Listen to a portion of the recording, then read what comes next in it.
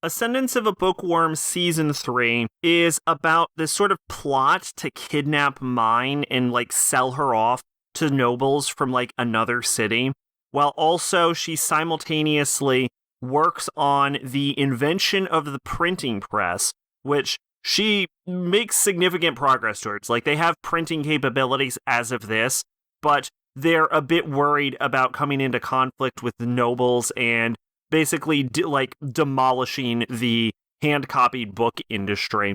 There's also a conflict with the ink guilds, so I do like that they sort of explore the various guilds that would be required for the sort of mercantile purposes of the land. They sort of come into like a real focus, I guess, in this one, as there's shady dealings with like the guild master of the ink guild.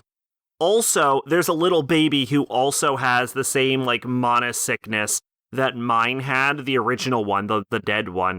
And so, yeah, there's a whole subplot about, like, getting the baby adopted and working on the orphanage and shit like that.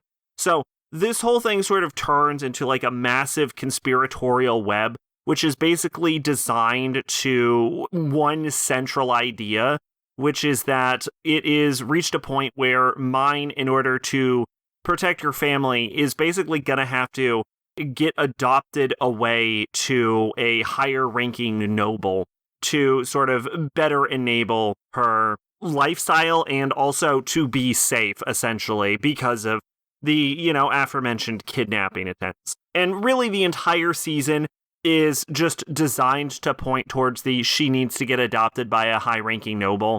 And that's basically the what like every single arc works towards. And yeah, I will say that this season is kind of slow at the start, but it's also Ascendance of a Bookworm has so much goodwill going that I'm willing to give it the time of day. And it's honestly, even if it's a bit slow, I can't say that nothing's happening, but I can say it is less interesting, some of the things that were happening. But the show has enough goodwill at this point that I'm willing to just live in the world with these characters. And I will say that the ending final episodes, even if it did feel very rapid and very abrupt and honestly a little contrived, it managed to come into a pretty good and powerful and heartbreaking finale. So season 3 was pretty good all around, maybe not as good as some of the previous seasons, but it was an enjoyable enough experience, and apparently they're making a season 4, so I'm looking forward to that.